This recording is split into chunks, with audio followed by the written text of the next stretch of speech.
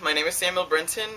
We're here in Idaho Falls, though I truly can't really say where I'm from. I've moved about 22 times in my life, lived on every continent but Antarctica and Australia. Um, 17 different states. Right now, my family lives in Iowa, but I go to college in Kansas. So if you really want to say I have a home state, I call it Kansas because the home isn't really the home right now. So What's your connection with Idaho? I have an internship here. I'm interning at Idaho National Labs. I'm a double major in nuclear engineering and vocal music performance with a specialty in opera, but obviously opera doesn't have that many internships, so I'm doing an internship at Idaho National Labs in nuclear fuel cycle modeling.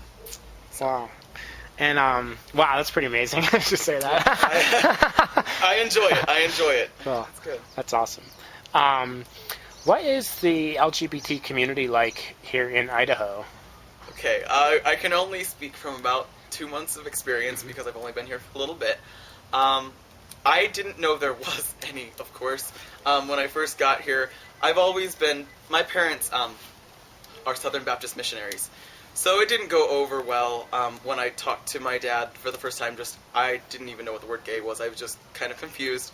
And that was the first night that I ended up in the emergency room from my dad. It happened 7 more times. I went through the whole conversion therapy. They told me that every single gay person was killed off at birth and that I was the last one left, so that I needed to get fixed or else, the government would find me. We did the whole gambit. I've done the electroshock. I've done... If it's immoral and inhumane, I've probably had it done to me to get me back. I terribly wanted to change because I was really done. My mom found me on my second attempt at suicide, told me that it would all end. All I had to do was just say that I was fixed.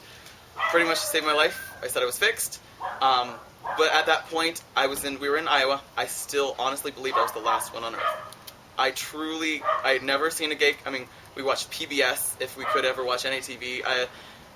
I really thought I was alone, and so that meant that I was never going to get to, love anyone. But that's okay, I'll just live a life alone. I got to college in Kansas, and I met the very first, my lesbian mothers, as I like to call them.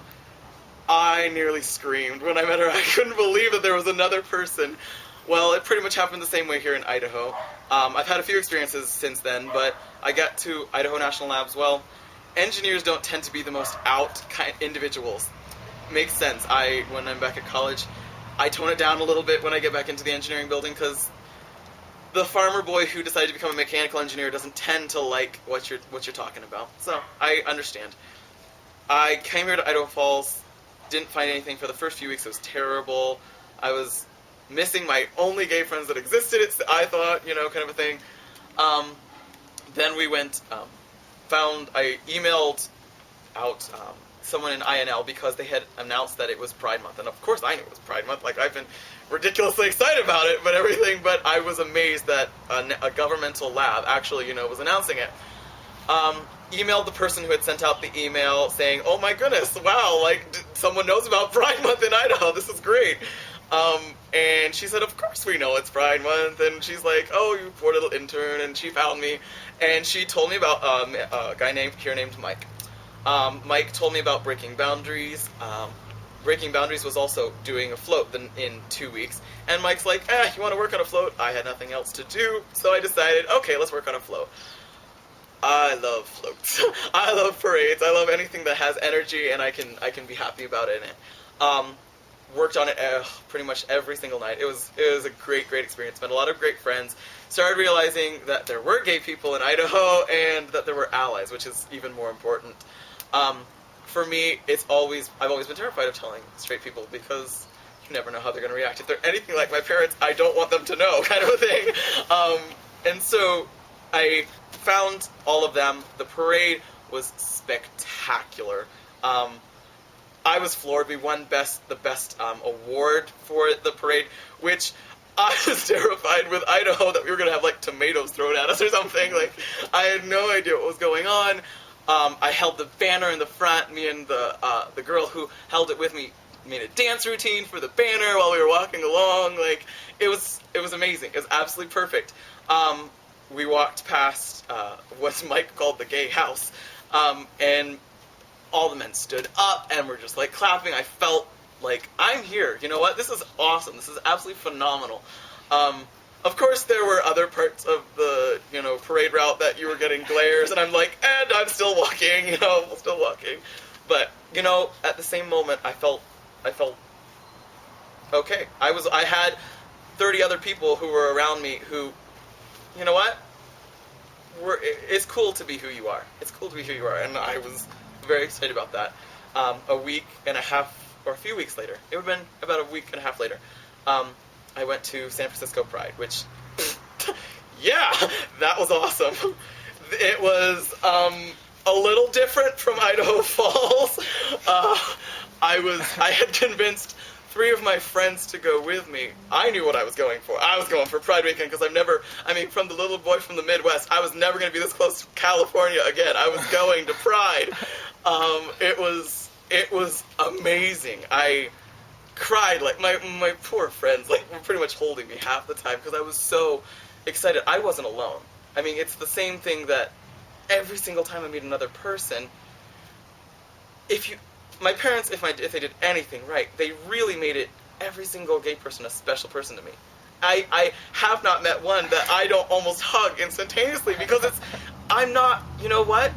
You didn't exist to me before. Like, again, I will never be a person who's alone again. And that's one of the great things about Idaho and the allies and all of these things is that I'm finding, guess what? We're in every state. Even, like, massive conservative area, I still exist. I don't have to change.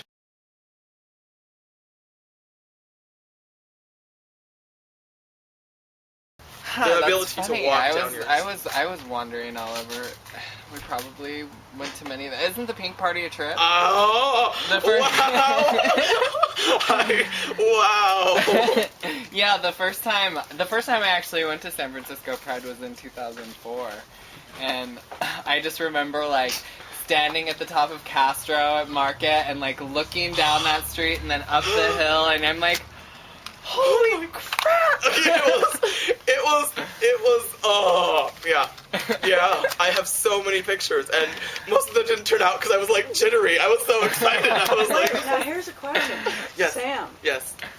I promise. Have you sung for them yet? No, we're not singing. We're not? Yes, we are. You guys heard him sing? Dino Not yet. is my manager. I should point that out. In Idaho Falls. If you meet Dino and you meet me anywhere in the vicinity, all you need to hear is Before you start recording, Sam has a double major. It's nuclear engineering and opera. Mm-hmm. Okay, you've got to... Why don't you do Okay. the one you did for Ida? Ida? Because she was, like, moved to tears. So. That was beautiful. Okay. Thank you for letting me meet her. She was she's a nice great. lady. She was a nice lady. Okay, I don't guarantee this sounds good. Okay. Okay. You want to stand up? Is it easier when you I'm stand fine. up? Okay. I'm opera. I have lung capacity. Okay. Okay, here we go. God. Non contrai farfallone amoroso, notte e giorno d'intorno girando, delle belle turbante e riposo, narcisetto arancino d'amor. Delle belle turbante e riposo, narcisetto arancino d'amor. Oh my god! That was awesome. And I'm a nuclear engineer. That's what's